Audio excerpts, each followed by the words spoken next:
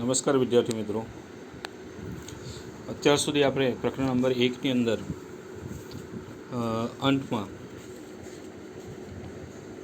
અંતના વિડીયોની અંદર પ્લાસીનું યુદ્ધ અને બક્સરના યુદ્ધની માહિતી મેળવી હતી. હવે બ્રિટિશ શાસનનો રાજ્ય વિસ્તાર કઈ રીતે થયો એના સંદર્ભની અંદર વેલેસ્લીના સહાયકારી યોજનાની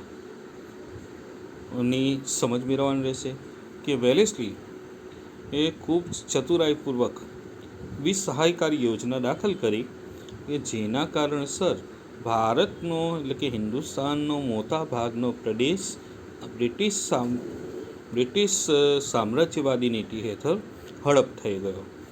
એ વેલેસ્લીની જે સહાયકારી યોજનાની જે શરતો છે એ શરતો તરફ આપણે ધ્યાન રાખશું તો આપણે ખ્યાલ આવશે કે આ સહાયકારી યોજના અસલમાં મીઠા ઝેર સમાન યોજના સાબિત કેમ થઈ.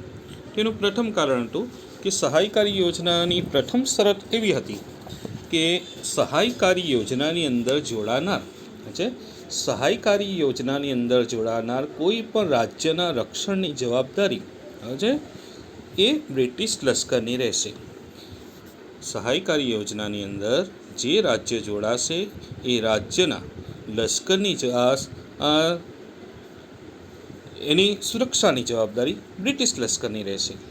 આ બ્રિટિશ લશ્કર એ રાજ્યનું આંતરિક અને બાહ્ય આક્રમણથી રાજાનું રક્ષણ કરશે એવી શરત હતી. બીજી શરત એ પ્રકારે હતી કે જે રાજા કે નવાબ કે સૂબો આ યોજના સ્વીકારે એના બદલાની અંદર એમણે બ્રિટિશ લશ્કરનો ખર્ચ ઉઠાવવાનો અથવા એટલી રકમનો પ્રદેશ અંગ્રેજોને આપવાનો રહેશે, એટલે કે ઈસ્ટ ઇન્ડિયા કંપનીને આપવાનો રહેશે. સ્વાભાવિક રીતે જ બ્રિટિશ સરકારે ખૂબ જ ચતુરાઈ અને ચાલાકીપૂર્વક પોતાના લશ્કરનો ખર્ચ એ આ સહાયકારી યોજનાની અંદર જોડાયેલા રાજાઓના માથા પર નાખી દીધો. હવે સ્વાભાવિક રીતે એક રાજાઓની એક આગવી માનસિકતા પણ રહી છે કે રાજાઓ પોતાના ખજાનામાંથી હંમેશા રોકડ રકમ કાઢવા માટે તૈયાર નથી થવાના. એના સ્થાને રાજાઓએ મોટે ભાગે જે તે પ્રદેશો પોતાના રાજ્ય વિસ્તારની અંદર જે પ્રદેશો હતા એ ધીમે ધીમે બ્રિટિશ સરકારને આપવાની શરૂઆત કરી. આ બ્રિટિશ સરકારને આ વિસ્તારો મળતા ગયા, એનાથી બ્રિટિશ સામ્રાજ્યનો વિસ્તાર વધતો ગયો. સહાયકારી યોજનાની ત્રીજી શરત એ હતી જે સંપૂર્ણપણે રાજાની જે સત્તા છે એ છીનવી લેનારી સાબિત થઈ. દાખલા તરીકે સહાયકારી યોજનાની શરત મુજબ કોઈ પણ રાજ્ય અન્ય રાજ્ય સાથે યુદ્ધ કે સંધિ કરી શકે નહીં બ્રિટિશ સરકારની મંજૂરી વિના, એટલે કે ઈસ્ટ ઇન્ડિયા કંપનીની મંજૂરી વિના એ અન્ય રાજ્ય સાથે સંધિ કે યુદ્ધ કરી શકે નહીં. એટલે ટૂંકમાં કહીએ તો રાજાની સત્તા આખરે કંપની પાસે આવી ગઈ. બીજું કે દરેક રાજા જેણે સહાયકારી યોજના સ્વીકારી છે એ સહાયકારી યોજનાની અંદર જે રાજા જોડાયો છે એણે પોતાના રાજ દરબારની અંદર ફરજિયાત રીતે એક અંગ્રેજ પ્રતિનિધિ રાખવાનો રહે છે. આનાથી શું થશે કે એ અંગ્રેજ પ્રતિનિધિ રાજ દરબારની અંદર કઈ ગતિવિધિઓ ચાલી રહી છે એની પર નજર રાખશે અને એની સીધી જાણકારી બ્રિટિશ ઈસ્ટ ઇન્ડિયા કંપનીને આપશે. એટલે ખૂબ જ ચતુરાઈપૂર્વક રાજ દરબારની ગતિવિધિઓ પર દેખરેખ રાખવા માટે પણ એક અંગ્રેજ પ્રતિનિધિની એમણે નિમણૂકની શરત મૂકી. પહેલી શરત, લશ્કરનો ખર્ચ ઉઠાવો. લશ્કરના ખર્ચ ન ઉઠાવી શકતા હોય તો એટલી રકમનો પ્રદેશ આપો. બીજું કે યુદ્ધ કે સંધિ કરતાં પહેલાં કંપનીની પરવાનગી લો. ત્રીજું, ફરજિયાત રીતે પોતાના રાજ્યની અંદર એક અંગ્રેજ પ્રતિનિધિ રાખો.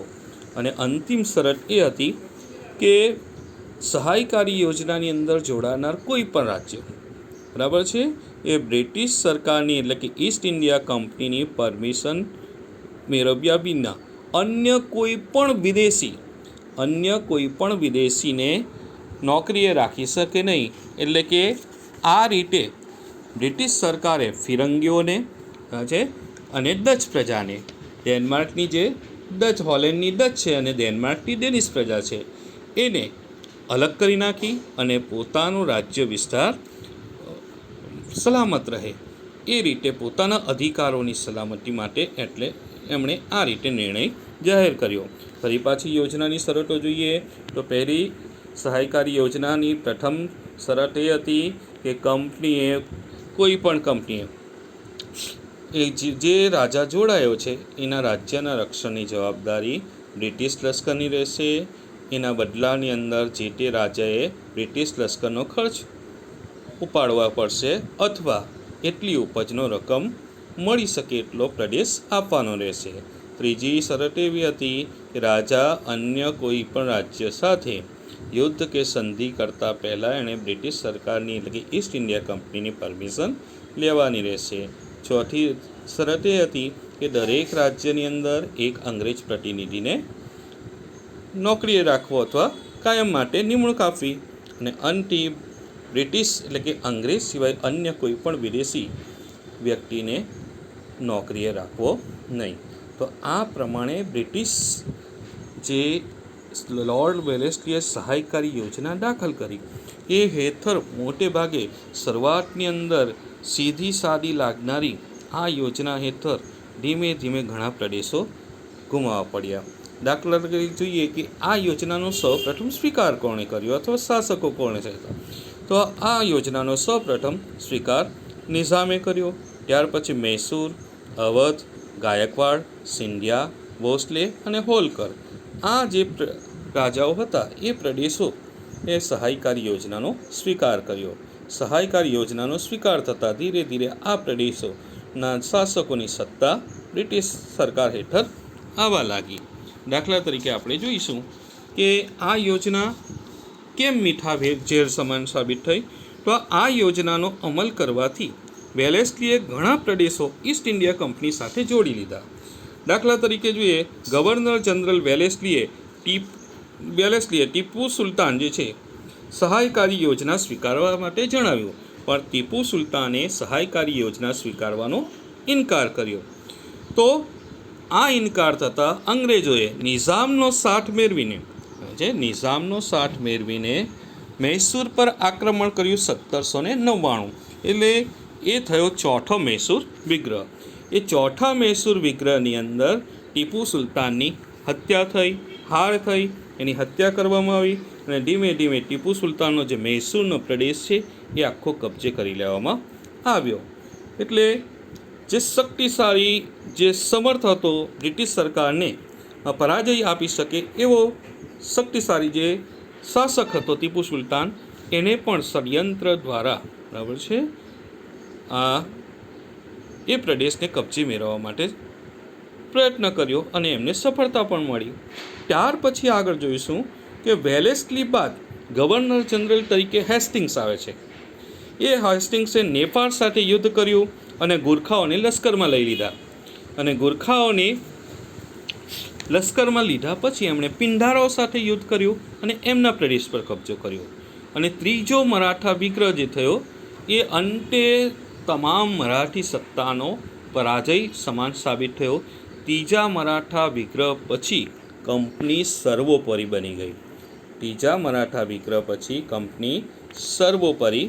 બની ગઈ. લોર્ડ વિલિયમ બેન્ટિંગની સરખામણીની વાત કરીએ તો લોર્ડ વિલિયમ બેન્ટિંગ એક ઉદાર ગવર્નર જનરલ પણ સાબિત થયો. આપણે અગાઉના ધોરણમાં શીખી ગયા છે કે એ લોર્ડ વિલિયમ બેન્ટિંગે સામ્રાજ્યવાદ એટલે કે રાજ્યનો વિસ્તાર વધારવાની નીતિ તો અપનાવી, એની સાથે સાથે એણે કેટલાક સુધારા પણ કર્યા. દાખલા તરીકે સતી પ્રથા ઉપરનો પ્રતિબંધ લાવનાર ગવર્નર જનરલ એ લોર્ડ વિલિયમ બેન્ટિંગ હતો. પણ એની સાથે સાથે ત્યાર પછીનો જે ગવર્નર જનરલ આવ્યો એ પણ સામ્રાજ્યવાદી હોવા છતાં સુધારાવાદી હતો. લોર્ડ ડેલહાઉસી, જેનો સમયગાળો છે 1848નો, એણે સામ્રાજ્યવાદ એટલે કે બ્રિટિશ ઈસ્ટ ઇન્ડિયા કંપનીનો વિસ્તાર વધારવા માટે જીત જપ્તી અને ખાલસાની નીતિ અપનાવી.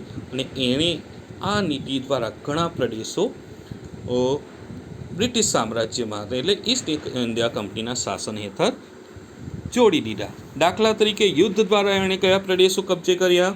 તો યુદ્ધ દ્વારા આપણે જોઈશું તો પંજાબ, બરાબર છે, અને પેગો એટલે કે નીચલું બર્મા. પછી દત્તક પુત્ર લેવાની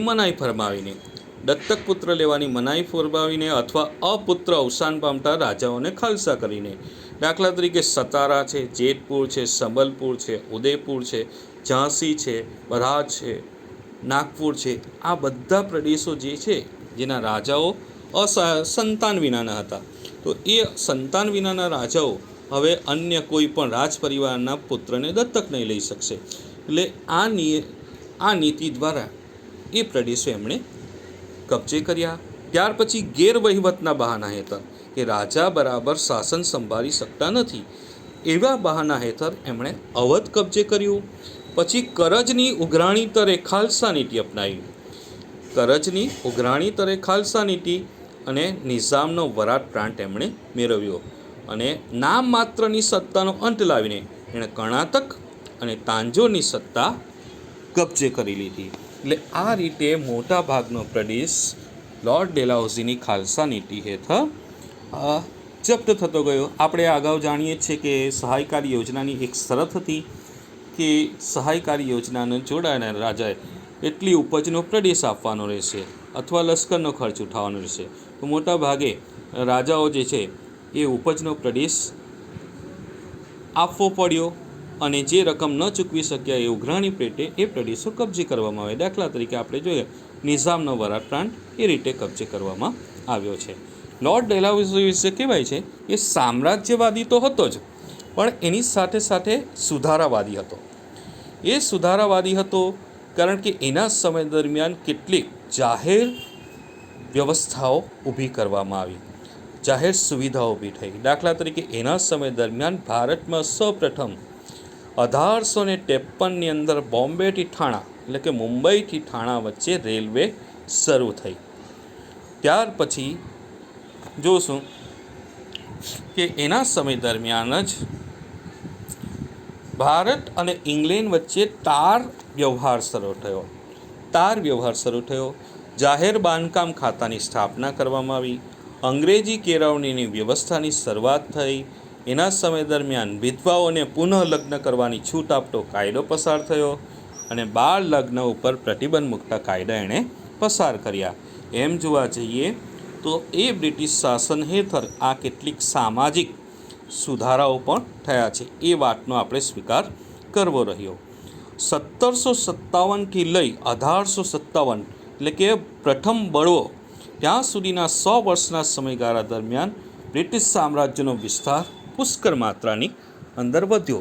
પણ એની સાથે સાથે જ જે દેશના રાજાઓ હતા એની વચ્ચે અસંતોષ પેદા થયો, અને એ અસંતોષના પરિણામે જ 1857નો બળવો એટલે કે વિપ્લવ થયો.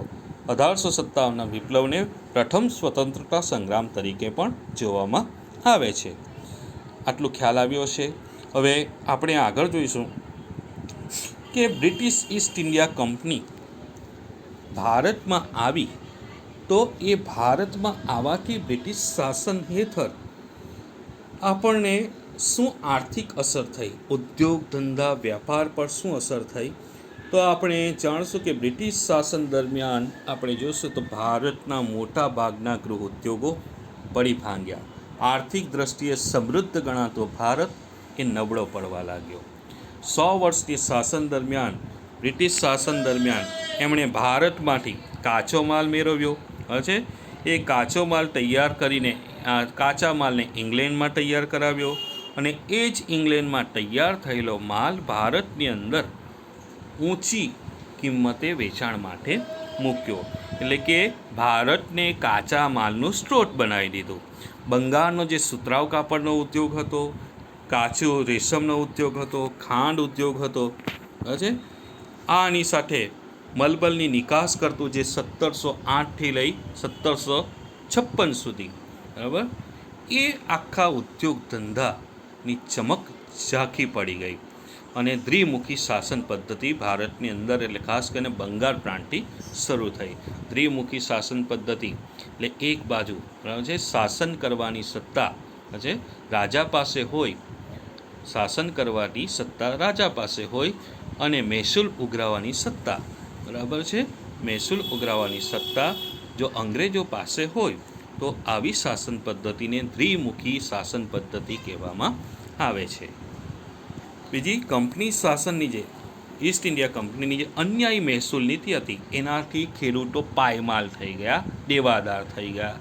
અંગ્રેજ સરકારે ઇંગ્લેન્ડના ઉદ્યોગોને વિકસાવવા માટે ભારતના કાપડ ઉદ્યોગ પર અન્યાયી જકત નાખી. અન્યાયી જકત નાખીનો મતલબ કે ભારતમાં તૈયાર થતી કાપડ પર એમણે ટેક્સ વધાર્યો, જેનાથી ભારતનું કાપડ મોંઘું પડે અને ઇંગ્લેન્ડમાંથી આવેલી જે કાપડ છે એની પર ઓછો ટેક્સ નાખ્યો, એટલે એ કાપડ સસ્તું બન્યું. આ કાપડ સસ્તા બનવાના કારણે ઇંગ્લેન્ડનો માલ ઝડપથી વેચાવા લાગ્યો અને ભારતના કાપડ ઉદ્યોગને મોટો ફટકો પડ્યો. એની સાથે જ ભારતનો જે કાપડ ઉદ્યોગ હતો એ પડી ભાંગ્યો. ભારતનો સ્વતંત્ર કારીગર છે એ બેકાર બન્યો અને બેરોજગાર બન્યો. કંપનીના વ્યાપારીઓ, ખાસ કરીને કંપનીના વ્યાપારીઓ ખાનગીમાં વ્યાપાર કરી બંગાળના કારીગરો પાસે ટૂંકી મુદ્દતની અંદર ચોક્કસ જથ્થાની અંદર કાપડ વણીને પૂરું પાડવાનો કોન્ટ્રાક્ટ લખાવી દેતા અને જો કોઈ ઇનકાર કરે તેને ફટકા મારવાની સજા કરવામાં આવતી કે એને જેલમાં પૂરવામાં આવતા. આમ કંપની શાસન દરમિયાન ભારતના જે સ્વતંત્ર અને સ્વાવલંબી ગામડા હતા, સમૃદ્ધ ગામડા હતા, એ સંપૂર્ણપણે ગરીબ અને પરાધીન બન્યા. ઈસ્ટ ઇન્ડિયા કંપની દરમિયાન મુંબઈ અને થાણા વચ્ચે પ્રથમ રેલવે શરૂ થઈ. ઇંગ્લેન્ડ અને ભારત વચ્ચે આગબોટની સેવા શરૂ થઈ. મુંબઈ, મદ્રાસ અને કલકત્તા ખાતે મહાબંદરનો વિકાસ થયો. આ એક રીતે જોવાય તો ઔદ્યોગિક દ્રષ્ટિએ આ સારી પહેલ પણ હતી. એટલે કંપની શાસનથી સંપૂર્ણપણે દેશને નુકસાન જ થયું છે એવું આપણે સંપૂર્ણપણે ના કહી શકીએ, કારણ કે કંપની શાસન દરમિયાન ઉદ્યોગની શરૂઆત થવાથી રોજગારીની તકોનું પણ નવું સર્જન થયેલું છે. આ જ ઈસ્ટ ઇન્ડિયા કંપનીની કેટલીક સામાજિક અસરો છે.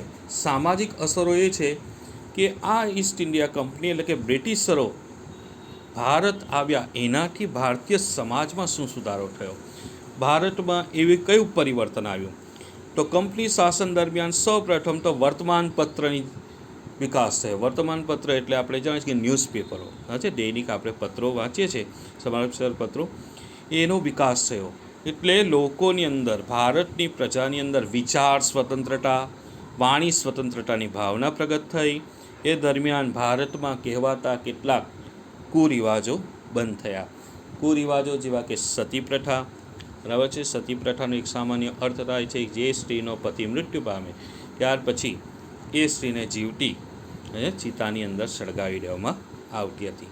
આ સતી પ્રથા બંધ થઈ. દૂધ પીતી કરવાનો રિવાજ, જે છોકરી પેદા થાય તો એને દૂધના તપેલાની અંદર ડુબાવીને મારી નાખવાનો જે ક્રૂર રિવાજ હતો એ બંધ થયો. બાળ લગ્ન ઉપર પ્રતિબંધ આવ્યો છે. નાની ઉંમરમાં થતા બાળ લગ્નો અટક્યા. વિધવાઓને પુનઃલગ્ન કરવાની છૂટ આપતા કાયદા પસાર થયા. મહિલા શિક્ષણની શરૂઆત થઈ. એની સાથે સાથે ભારતની અંદર અંગ્રેજી શિક્ષણની શરૂઆત માટે યુનિવર્સિટીની સ્થાપના થઈ. આ સમય દરમિયાન ભારતમાં કેટલાક સમાજ સુધારકો થયા, જેમાં જાણો છો રાજા રામમોહન રાય, જેના પ્રયત્નથી લોર્ડ વિલિયમ બેન્ટિંગે સતી પ્રથા ઉપર પ્રતિબંધ મૂક્યો. દુર્ગારામ મહેતા, બહેરામજી મલબારી વગેરે આ કુરિવાજો દૂર કરવા માટે કાયદા ઘડાવ્યા. વહીવટી માળખાનું અંગ્રેજીકરણ થતાં અંગ્રેજી જાણકારોની સંખ્યા વધવા લાગી. લોર્ડ મેકોલના પ્રયત્નથી ભારતમાં અંગ્રેજી શિક્ષણનો પ્રારંભ થયો અને ચાર્લ્સ વુડની ભલામણથી મુંબઈ, મદ્રાસ અને કલકત્તામાં યુનિવર્સિટીની સ્થાપના થઈ. આમ ભારતમાં અંગ્રેજી શિક્ષણના કારણે અંગ્રેજી જાણનારો એક નવો વર્ગ ઊભો થયો અને ભારતની સાથે જ ભારતમાં સુધારાવાદી માંગણીઓ કરી અને સુધારાની પ્રક્રિયાને વેગ મળ્યો.